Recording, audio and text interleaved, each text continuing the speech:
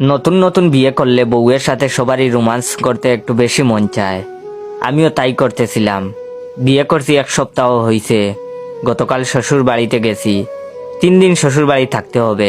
গতকাল সারা রাত শালা শালিরা প্রচন্ড বিরক্ত করেছে, ঘুমাতে দেয়নি।